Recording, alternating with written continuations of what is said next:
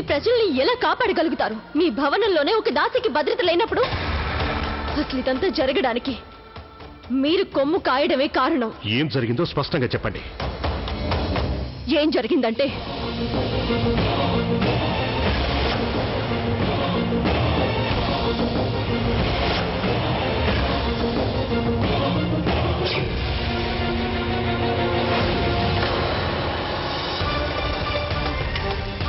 నా ఉద్దేశంలో ఇలాంటిది మీరు కూడా అంగీకరించకూడదు. ఒక అన్యం పుణ్యం తెలియని చిన్న పిల్లని అహంకారంతో ఒక సుబేదార్ అవమానిస్తే మీరు కూడా సహించరు.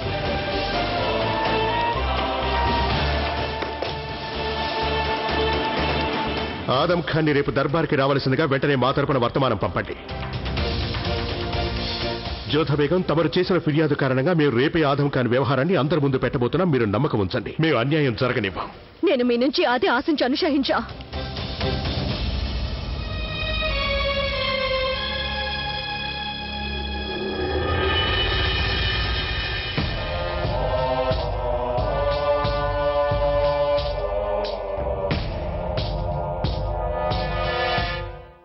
నేను నీకెన్నోసార్లు చెప్తూ ఉంటాను ఆదాం, నువ్వు జోధా బేగంతో గొడవ పడాల్సిన అవసరం ఏముంది? ఎందుకు ఆవిడతో వైరం పెట్టుకున్నావు? ఎందుకు ఆవిడ దారికి అడ్డం వెళ్ళావు? అమ్మీజాన్, నేను ఆవిడ దారికి అడ్డు వెళ్ళలేదు. నిజానికి ఆవిడే నా దారికి అడ్డొచ్చింది. నన్ను జలాల్ పేరు చెప్పి బెదిరించాలని చూసింది. జలాల్, తనకి ఎన్ని రాజ్యాలు నేనే జయించి పెట్టాను. పొరపాటు పడింది ఆ జోధా బేగం. ఈ ఆదం ఖాన్ జలాల్కి భయపడతాడనుకుంది. కొంచెం మెల్లిగా మాట్లాడతావా? నువ్వు మాట్లాడుతుంది ఏ జలాల్ గురించంటే? ఆదాబ్ మహామంత్రి గారు, సుబేదార్ ఆదం ఖాన్ సాహెబ్ని రేపు దర్బార్లో హాజరు కావాల్సిందిగా ఆదేశించారు. విన్నావా? వినపడిందా నీకు? ఆదం ఖాన్ జోధా బేగం తన తర్వాత ఎత్తు వేసేసింది. అంటే మా చేతుల్లో ఓడిపోక తప్పదు. ముయ్, నోర్ ముయ్. తెలివి తక్కువ వాడివి నువ్వు. ఒకవైపు నేను నిన్ను 4 ప్రాంతాల సుబేదార్ని చేయడానికి ప్రయత్నిస్తూ ఉంటే, ఇంకో వైపు నువ్వు ఒక సామాన్య స్త్రీ, అది ఒక కుండలముకునే దాంతో ప్రేమ కలాపాలు సాగిస్తున్నావా? సిగ్గుపడాలి నువ్వు. అక్కడ నేను దర్బారులో సుబేదార్గా నీ పేరు వినాలనుకుంటుంటే, నువ్వు రేపు ఆ దర్బారులోనే ఒక నేరస్తుడుగా నిలబడపోతున్నావా?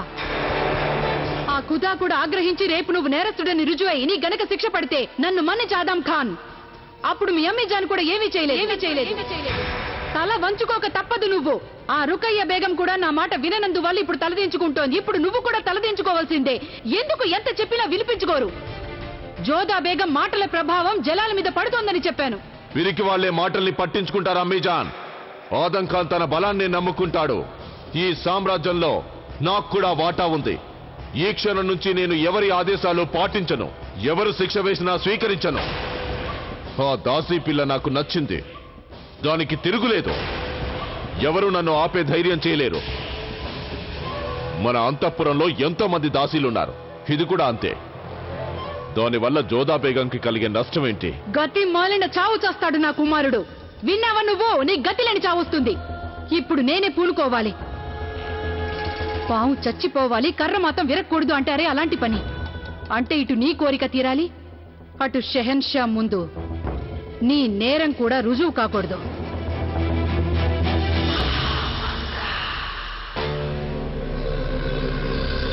నేను చెప్పేది శ్రద్ధగా విను. రేపు దర్బారులో నువ్వు ఇప్పుడు నేను నీకు చెప్పినట్టే చెప్పాల్సి ఉంటుంది.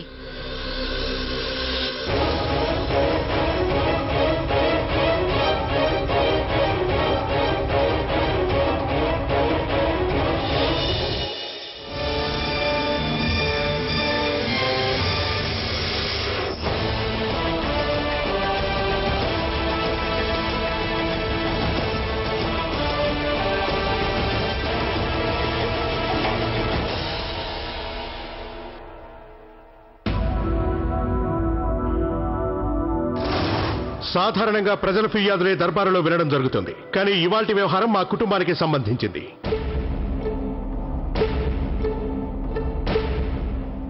నేడు జోధా బేగం ఫిర్యాదుపై విచారణ జరుగుతుంది. జోధా బేగం, నిన్న రాత్రి మీరు మాకు చేసిన ఫిర్యాదుని ఉన్నది ఉన్నట్టుగా అందరి ముందు మళ్లీ చెప్పండి.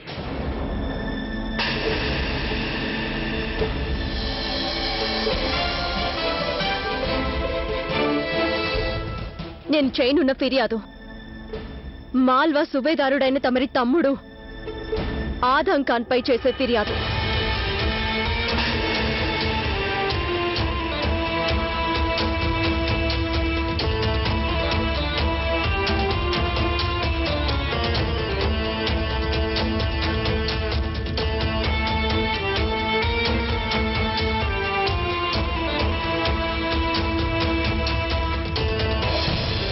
చెప్పాల్సిందేదో చెప్పడం అయిపోయింది షహిన్షా. ఇప్పటికి తమరే న్యాయం చేయాలి.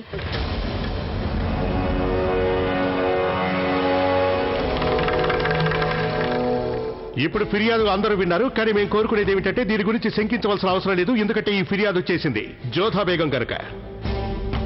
అందువల్ల జోధా బేగం ఫిర్యాదు విషయంలో తీర్పు చెప్పబోయేవారు వేరెవరో కాదు, మా పెద్దమ్మ గారే.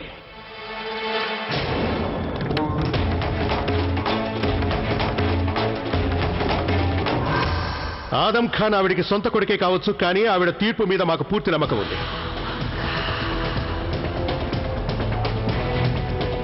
వారు పక్షపాతం చూపకుండా తీర్పు చెప్తారని మాకు పూర్తి నమ్మకం ఉంది. పెద్దమ్మ గారు. షెహన్షా, నేను మీకు మాటిస్తున్నాను, నేను నా బాధ్యతని పూర్తి నిజాయితీతో నిర్వర్తిస్తానని. షహిన్షా ఇలా చేశారేంటి? నిందితుడైన సుబేదార్ ఆదం ఖాన్ ఇప్పుడు మీరు షెహన్షాకి ఎదురుగా వచ్చి నిలబడాలి.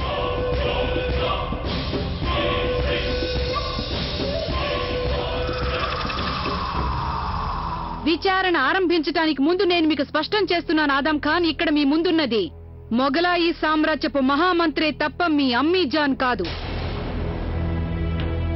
ప్రస్తుతం మీరు నిందితులు. మీరు కనుక నేరస్తుడని రుజువైపోయినట్లయితే మీ పట్ల ఎలాంటి జాలి చూపించడం జరగదు. మహామంత్రి గారు, నిందితుడికి తను నిరపరాధనని చెప్పుకునే అవకాశం ఉంటుంది. నిస్సందేహంగా మీరు మీ నిర్దోషిత్వాన్ని చెప్పుకోవచ్చు సుబేదార్ ఆదం ఖాన్. శుక్రియా. నా ఉద్దేశంలో నేను ఎలాంటి తప్పు చేయలేదు. ఎవరినైనా ప్రేమించినట్టయితే అది నేరం కాబోదు.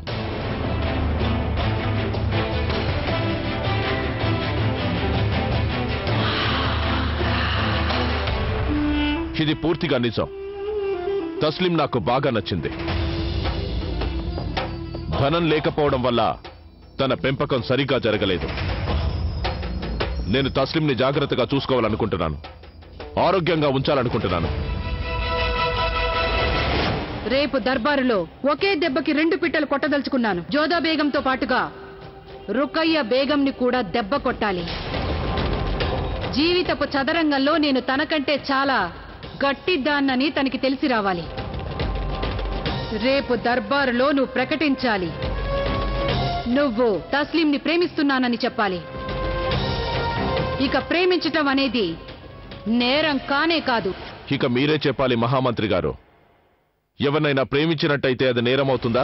ఎంత ధనం అడిగితే అంతా ఇచ్చి నేను తస్లీంని నా జీవిత భాగస్వామిగా చేసుకోదలిచాను, తనని వివాహం చేసుకోదలిచాను. తస్లీంని పెళ్లి చేసుకోవడానికి నేను ఎంత అడిగినా ఇవ్వడానికి సిద్ధం.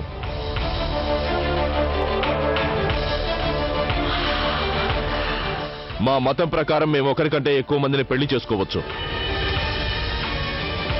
ఇంతవరకు నాకు సంతానం లేదు. అందువల్ల నేను తస్లింని పెళ్లి చేసుకుని తండ్రిని అవ్వాలనుకుంటున్నా. నాకంటే ముందు కూడా ఇలా ఎంతో మంది పెళ్లిళ్లు చేసుకున్నారు. దానికి చట్టం కూడా ఒప్పుకుంది. మా మత ధర్మంలో దీనికి అంగీకారం ఉంది.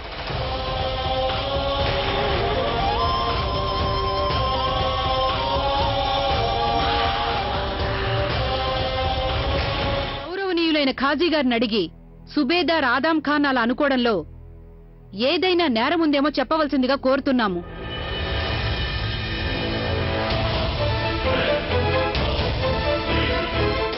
శుక్రియా. మా ఉద్దేశంలో కూడా ఆదం ఖాన్ తస్లీంని పెళ్లి చేసుకోదలిచినట్లయితే అందులో ఎలాంటి నేరము లేదు. అయితే షెహన్షా, ఏదైనా తీర్పు చెప్పడానికి ముందు తస్లీం తల్లిదండ్రులని ముఖాముఖి చూడదలిచాను. అందుకు తమరు అనుమతిస్తారా?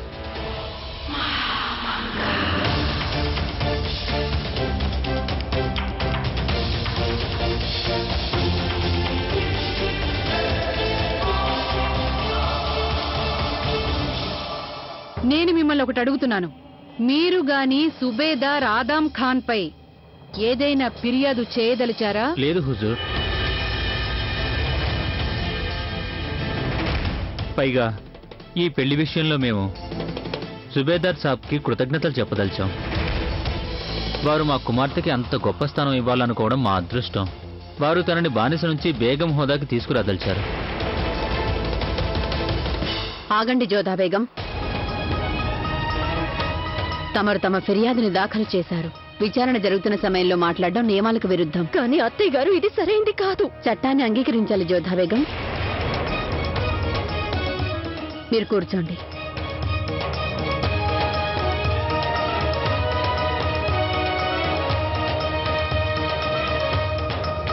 సుబేదార్ ఆదం ఖాన్ నేరం చేయలేదనటానికి తస్లీం తండ్రి అంగీకారం చాలు. దేశపు ఖాజీ గారితో, మత పెద్ద మౌల్వీ గారితో మాట్లాడిన అనంతరం నేను చెప్పబోయే తీర్పు ఏమిటంటే, ఆదాం ఖాన్ గనుక తస్లీంని పెళ్లి చేసుకోదలిచినప్పుడు అందులో ఎలాంటి నేరము లేదు.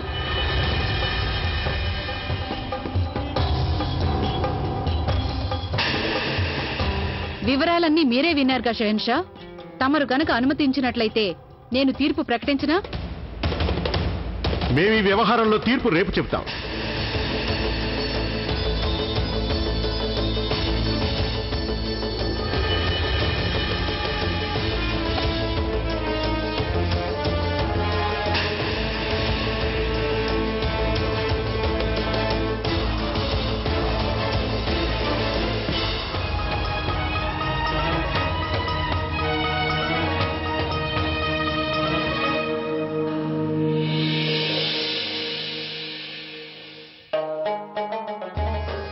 షహన్షా గారికి జయము జయము.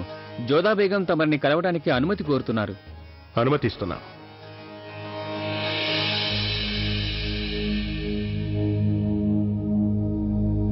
చెప్పండి జోధా బేగం. ఈ వేళప్పుడు మిమ్మల్ని ఇబ్బంది పెట్టినందుకు నన్ను క్షమించాలి షహిన్షా. అయితే నేను తమరిని ఒకటి అడగదలిచాను. మీరు తప్పక వస్తారని మాకు తెలుసు జోధా బేగం. మీరు దర్బారులో మాకేదో చెప్పాలి అనుకున్నప్పుడు అమ్మీజాన్ వద్దనడం మేము అక్కడే చూశాం. ఇప్పుడు చెప్పండి, ఏం చెప్పాలనుకున్నారు? దర్బారులో తమరు ఆదాం ఖాన్ చర్యల గురించి ఒక్క మాట కూడా అనలేదు. మేము తెలుసుకోదలిచాము ఈ విషయంలో మీ అభిప్రాయం ఏంటో. ఇదంతా మీకు సరైందే అనిపిస్తుందా? ఒక అమ్మాయిని తన వశం చేసుకునే నిమిత్తం ఏ పురుషుడైనా ఒక బాలికని పెళ్లి చేసుకోవచ్చా? అది ఆ బాలికకి ఇష్టం ఉన్నా లేకున్నా, ఆ పిల్ల ప్రేమించినా ప్రేమించుకున్నా, తన జీవితాంతం అతన్ని ద్వేషిస్తూ ఉన్నా అది సరైందేనా? కేవలం మగవాడు బలవంతుడు గనక ఆ పిల్ల తల్లిదండ్రులను తన వశం చేసుకున్నాడు గనక అతను ఆ పిల్లను పెళ్లి చేసుకోవచ్చంటారా? తమరి మాట ఎంతో బాధతో ఆవేశంతో అన్నారు జోధా బేగం. మేము ఈ మాట ఎంత ముఖ్యమో అర్థం చేసుకోగలం. కానీ ఒక మనిషి అభిప్రాయం కంటే ముఖ్యమైనది చట్టంలో ఏం చెప్పారు అన్నది. తమరి నియమ నిబంధనల గురించి నాకు బాగా తెలుసు షహింజా. దాని ప్రకారం బలం గల మగవాడు ఏం చేసినా చెల్లుతుంది. తను కోరుకున్న దాన్ని పొందవచ్చు. అది రాజ్యాలే కావచ్చు లేదా స్త్రీయే కావచ్చు. కానీ సంబంధాలు నిలవడానికి బలం కాదు, ప్రేమే ముఖ్యం షహింజా. పెళ్ళంటే రాజ్యాన్ని జయించినట్టు కాదు. పెళ్ళనే దానికి హృదయాన్ని జయించగలగాలి. అన్నిటికంటే అదే ఎక్కువ ముఖ్యం. ఇలా అంటున్నందుకు క్షమించండి. సాధారణంగా ఒక సామ్రాజ్యానికి కేవలం ఒకే ఒక నియమం ఉంటుంది. అదేంటంటే అక్కడి రాజుకి లేదా షహిన్షాకి ఏ నియమము వర్తించదు. రాజు అన్ని నియమాలకు అతీతుడు.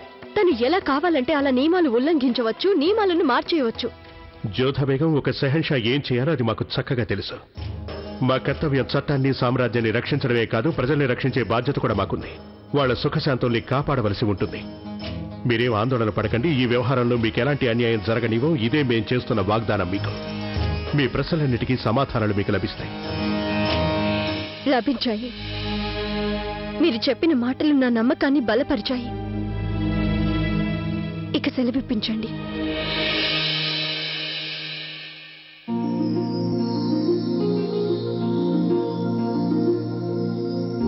మేం తమరికి ఇంకొక మాట చెప్పదలిచాము.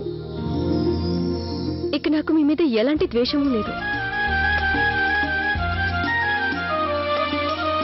నా ఉద్దేశం ఏంటంటే, ఒకప్పుడు నేను తమరిని ఎంతగానో ద్వేషించేదాన్ని కదా. కానీ ఇప్పుడు మీరు మారిపోయారు. ఇప్పుడు మీరు నన్ను నమ్మదగిన దానిగా భావిస్తున్నారు. నేను కూడా తమరి నిర్ణయాలను నమ్మడం ప్రారంభించాను.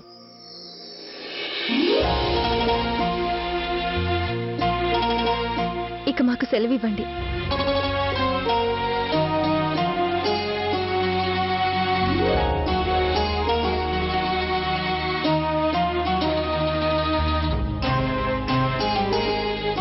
ఇక నాకు మీ మీద ఎలాంటి ద్వేషము లేదు. నా ఉద్దేశం ఏంటంటే, ఒకప్పుడు నేను తమరిని ఎంతగానో ద్వేషించేదాన్ని కదా. కానీ ఇప్పుడు మీరు మారిపోయారు. ఇప్పుడు మీరు నన్ను నమ్మదగిన దానిగా భావిస్తున్నారు. నేను కూడా తమరి నిర్ణయాలను నమ్మడం ప్రారంభించాను. ఇక నాకు మీ మీద ఎలాంటి ద్వేషమూ లేదు.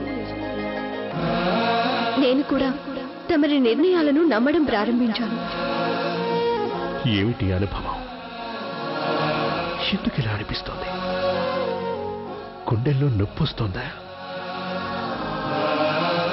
ఇలాంటి ఆనందం ఎన్నడూ అనుభవించలేదు మేము. ఇది నిజంగా ఆనందమే అయితే మేం తండ్రి కాబోతున్నామన్న వార్త విని ఆనందించినట్టుగా ఇలాంటి ఆనందం అనుభవించలేదు. మరి ఇప్పుడెందుకు మాకు ఈ ఆనందం? ఈ అనుభూతికి అసలు అర్థం ఏంటి?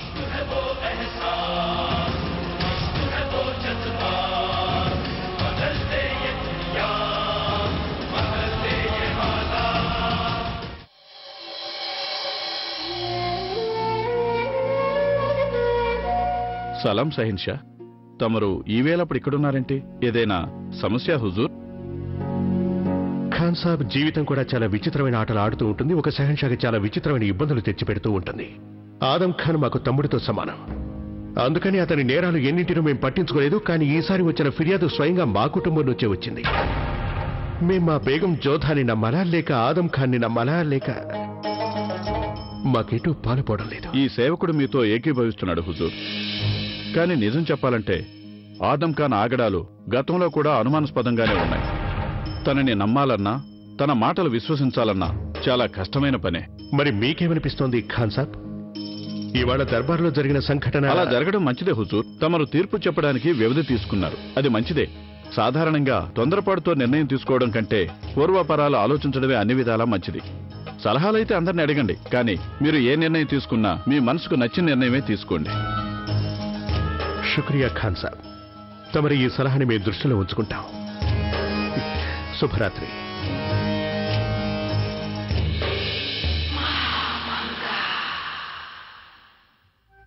వా అమ్మీజాన్ వా, చాలా గొప్ప ఎత్తుగడ వేశావు నువ్వు. నువ్వు మొఘలాయి సామ్రాజ్యపు మహామంత్రిగా ఉన్నంతకాలం నాకింక భయమే ఉంది. ఎలాంటి సమస్య వచ్చినా నీకు సాటిలేని పరిష్కారం తడుతుంది. నాకెప్పుడూ అలాంటి ఆలోచనలు అసలు తట్టువేంటి అమ్మీజాన్? మెదడుని సరిగ్గా ఉపయోగించుకోగలిగితే నీ మెదడు కూడా నా వంటి ఎత్తుగడలు తడతాయి. నేను నా మెదడుని అంత కష్టపెట్టడం దేనికి అమ్మీజాన్? నువ్వు ఉండగా నాకెందుకు ఆ శ్రమ? ఆలోచించవలసిన పని ఎప్పుడూ నీదేగా. ఇప్పుడేం ఆలోచిస్తున్నావు అమ్మీజాన్? తొందరగా తస్లింతో నా పెళ్లికి ఏర్పాట్లు ఆరంభించకూడదా? నా ప్రియ పుత్రుడైన ఆదాం ఖాన్ గారు తీర్పు ఇంకా ప్రకటించనే లేదు. ఏదైనా నన్ను నేరస్తుడిగా నిరూపించలేరు కదా, ఎందుకంటే నేను మొఘలాయి సామ్రాజ్యపు చట్టాన్ని అతిక్రమించలేదు. ఇది చట్టానికి సంబంధించింది కాదు ఆదాం, ఇది షహన్షా ఇష్టానికి సంబంధించింది. ఆయన ఇష్టం అన్ని చట్టాలకి అతీతమైంది. జలాల్ ఆలోచించసాగాడు ఆదాం. ఎప్పుడైతే షహన్షా ఒంటరిగా ఆలోచిస్తాడో దాని అర్థం ఏమిటంటే మంత్రికున్న ప్రాధాన్యం తగ్గిపోతోందని. కానీ ఒకటి నాకు అర్థం కావటం లేదు, మన షెహన్షా నీతో తస్లీం పెళ్లి విషయంలో అంత ఆసక్తి ఎందుకు చూపిస్తున్నట్టు? ఎందుకో నాకు తెలుసు. అందుకు జోదా బేగమే కారణం అమ్మీజాన్. ఆవిడ నా మీద ఆరోపణ చేసింది. నాకు సరైన అవకాశం వస్తే ఒకే దెబ్బతో ఆ జోదాని... ఇక చాలా ఆదాం, ఎప్పుడు చూసినా బేగంలు గొడవే నీకు. ఇలాగే నువ్వు బానిసల కూతుళ్ళని పెళ్లి చేసుకోవాలని కలలు కంటూ కూర్చుంటే ఇవాళ నీకున్న బలం మొత్తం రేపు తుడిచిపెట్టుకుపోతుంది. తెల్లవారేసరికి ఎలాంటి అపాయం రానున్నదో ఏమో. జలాల్ని తక్కువ అంచనా వేయటం అమాయకత్వం.